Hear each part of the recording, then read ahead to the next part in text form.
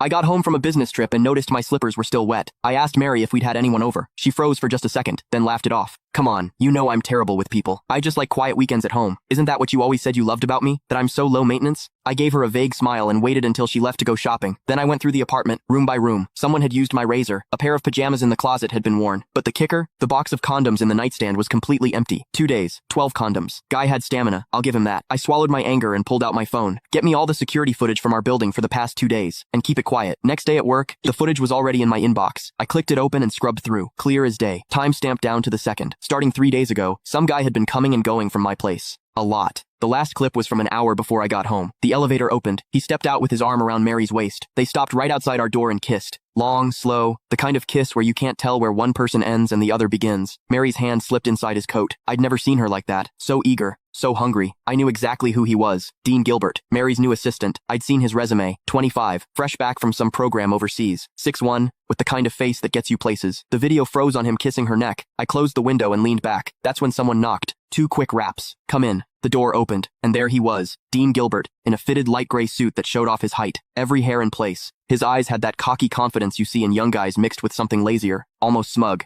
He was holding a folder. Chairman Dickerson. His voice was all business. President Henson asked me to bring over the year-end bonus list for your signature. He walked to my desk and set the folder down. No small talk. Didn't leave. Just stood there, waiting. Perfect posture. But his eyes drifted past me to the bookshelf like this was just some boring errand. I looked up at him. He didn't flinch. He even smiled, a smile that was hard to read. Normally, when Mary sent stuff like this or had her secretary bring it, I'd glance at the total and sign. She handled HR and finance. I'd always given her free rein. But today, I picked up the folder, opened it. I went through page by page. Bonuses ranged from tens of thousands to a few 100,000, nothing unusual for this year. Then I hit the last page. My hand stopped. Next to Dean Gilbert's name was a long string of numbers. Year end. Bonus. $1 million.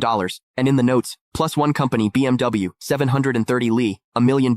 A BMW 7 Series, for an assistant who'd been here less than 6 months. I stared at that number for 2 seconds. Then I looked up. Dean was watching me. That little smile had gotten bigger, and there was something in his eyes, now impatience. Chairman Dickerson, is there a problem? His tone was still polite, but there was an edge, a push. Miss Henson is waiting to head out. He made sure to emphasize those last words. I picked up my Mont Blanc pen and uncapped it. The tip hovered over the signature line. Didn't touch down. Mr. Gilbert, you've been with the company about 5 months now, right? My voice gave nothing away. 1 week shy of 5 months. Quick answer. Smooth. I said nothing. I signed. Thank you, Chairman Dickerson. He took the folder back, flipped to check my signature, then closed it. And right as he turned to leave, I caught it. His lips moved. Fast and silent. No sound. But I could read it clear as day. 3 syllables. Old bastard. He didn't even bother closing the door behind him. I stayed in my chair. Didn't move. The pen cap clicked back into place.